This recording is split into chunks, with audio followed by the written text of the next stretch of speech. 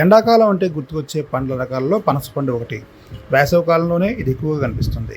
పనసపండుతో పాటు పనసకాయ కూడా తినొచ్చు, కానీ అది కూరలు, బిర్యానీ రూపంలో మాత్రమే తినడానికి సంబంధించిన పదార్థం.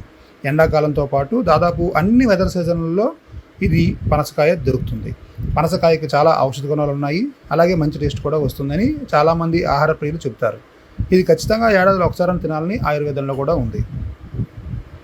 పనస పొట్టును చాలామంది కూరగా తింటారు. పనస ముక్కలను చేసి కూడా చాలామంది బిర్యానీ చేసుకుంటారు. ఇదంతా ఇటీవల ఒక స్టైల్గా మారింది. పనసకాయని చక్కగా వాడేవాళ్ళు చాలామంది ఉన్నారు. పనస ముక్కలతో బిర్యానీ చేస్తే ఆ టేస్ట్ వేరే లెవెల్ అని చాలామంది చెప్తారు. మరి పనస ముక్కల్ని పనస పొట్టు కొట్టుకోవడం వరకు ఓకే, అయితే ఇది ఎవరు పడతారు? ఎక్కడ సాధారణంగా ఇవి దొరుకుతాయి? అయితే దీని సమాధానం ఒకటే. విశాఖపట్నంలోని రైతు బజార్ అన్నింటిలో కూడా పనసను పొట్టుగా కొట్టేవారు ఉంటారు. వీరిలో చాలామంది గిరిజనులు కూడా ఉంటారు.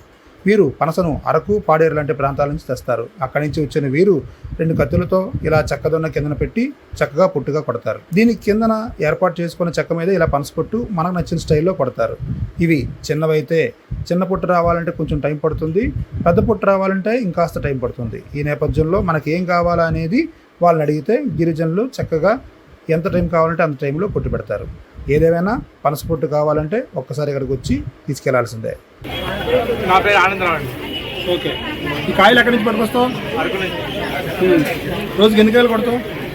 రోజుకి 3-4 కానీ బేరం అవుతే ఎక్కువ వస్తుంది, 3-4 కూరకు కొడతాను, బిర్యానీ కొడతాను, పుల్ల ఒక కాయ ఎంత ఉంటుంది నీకు? అదే మా సొంత కాయలు కొనుక్కున్నాను సార్. సొంత కాయలు.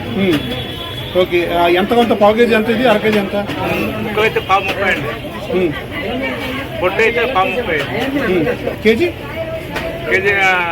ముక్కలైతే కేజీ 120, పొట్టు అయితే 140.